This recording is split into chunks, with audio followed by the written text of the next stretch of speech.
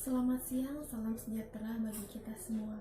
Perkenalkan, nama saya Media Putriani Lestari, NPM 1841101, kelas Manajemen 19 ASP, jurusan S1 Manajemen, Fakultas Ekonomi dan Bisnis, Universitas Teknokrat Indonesia. Di dalam video ini saya akan memberi pembahasan tentang beberapa materi untuk memenuhi tugas ujian akhir semester mata kuliah Manajemen Keuangan Internasional.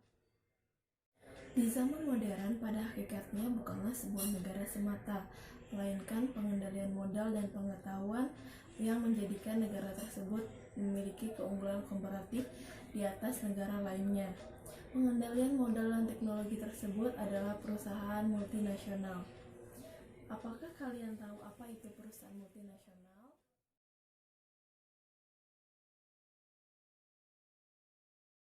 Perusahaan multinasional memproduksi suatu barang di satu negara dengan peralatan modal yang dibiayai oleh dana yang dihimpun di sejumlah mata uang yang berbeda melalui penerbitan sekuritas oleh investor di banyak negara, dan kemudian menjual produk jadi kepada pelanggan-pelanggan di negara lainnya.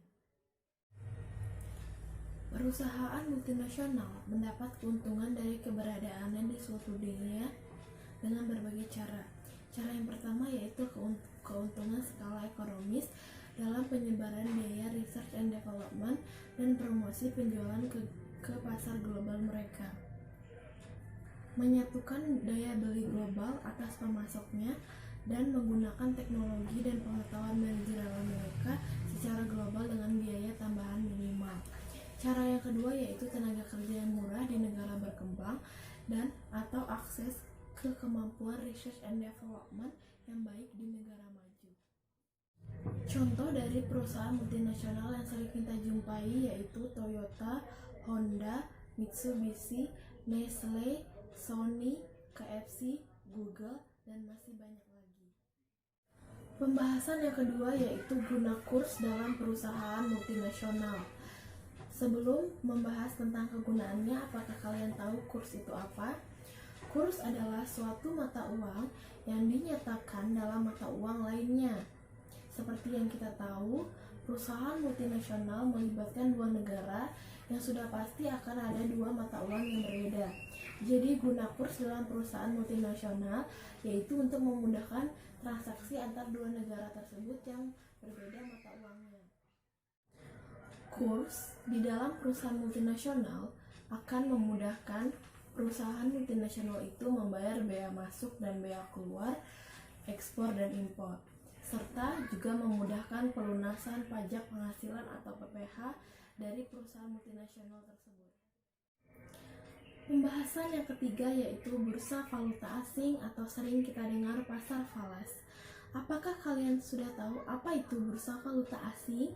Bursa valuta asing yaitu suatu tempat atau wadah atau sistem di mana perorangan, perusahaan, dan bank dapat melakukan transaksi keuangan internasional dengan jalan melakukan permintaan atau pembelian dan penjualan atau penawaran atas valuta asing tersebut. Setelah mengetahui definisi dari bursa valuta asing, selanjutnya ada fungsi dari bursa valuta asing itu sendiri.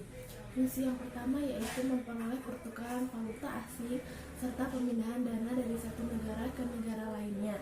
Fungsi yang kedua yaitu sebagai penyedia kredit, di mana dia memberikan kemudahan dalam melakukan perjanjian atau jual beli kredit. Fungsi yang ketiga yaitu membatasi resiko. Di bursa valuta asing memungkinkan adanya hedging.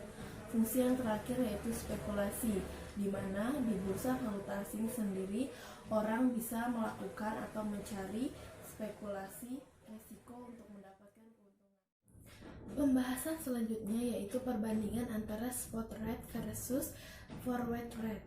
Perbandingan yang pertama adalah spot rate adalah nilai tukar atau kurs dari suatu nilai kurensi dengan kurensi mata uang lainnya pada suatu waktu dan tempat tertentu maksimum 2 kali 24 jam. Forward rate adalah transaksi sejumlah mata uang lainnya dengan penyerahan dalam waktu yang akan datang maksimum 1 tahun. Perbandingan selanjutnya adalah spot rate merupakan harga yang dikontrak untuk transaksi yang akan terjadi segera. Sedangkan forward rate adalah harga penyelesaian dari sebuah transaksi yang tidak akan terjadi sampai waktu yang telah ditentukan di masa yang akan datang. Setelah mengetahui perbandingan antara spot rate dan forward rate, di sini saya akan memberikan contoh dari spot rate itu sendiri. Contohnya yaitu jika perusahaan A menginginkan pengiriman barang segera pada bulan September, ia akan membayarkan harga spot kepada penjual dan mengirimkan barang dalam waktu 2 hari. Kemudian ada contoh dari forward rate. Contohnya, jika perusahaan mobil di Jepang memiliki pesanan besar untuk dikirim ke Indonesia dalam waktu 1 tahun, ia mungkin terlibat dalam suatu forward mata uang. Pembahasan yang kelima yaitu kondisi paritas internasional. Apa itu kondisi paritas internasional? Kondisi paritas internasional merupakan sejumlah kondisi keseimbangan di pasar valuta asing terkait dengan faktor-faktor yang mempengaruhi kurs suatu mata uang.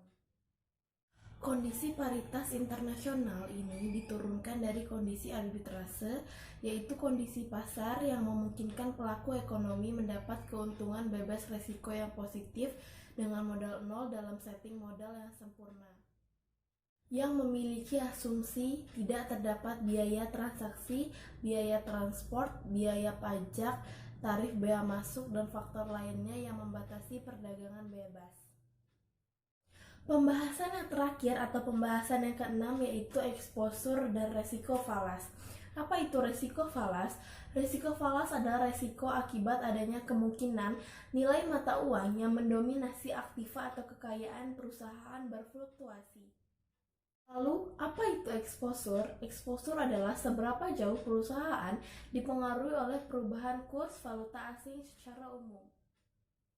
Lalu, ada 3 jenis exposure valuta asing. Yang pertama yaitu exposure transaksi. Apa itu exposure transaksi? Exposure transaksi adalah risiko yang dihadapi perusahaan ketika melakukan transaksi dengan pihak lain, baik itu supplier, pelanggan, atau pihak lainnya dengan menggunakan mata uang asing. Lalu ada exposure ekonomi. Exposure ekonomi mengukur perubahan pada arus kas operasi perusahaan di masa depan yang disebabkan oleh perubahan tidak terduga pada nilai tukar. Dan jenis yang terakhir ada exposure akuntansi yang bertujuan untuk konsolidasi dan pelaporan. Sekian pembahasan dari saya, mohon maaf bila ada salah-salah kata. Saya ucapkan terima kasih.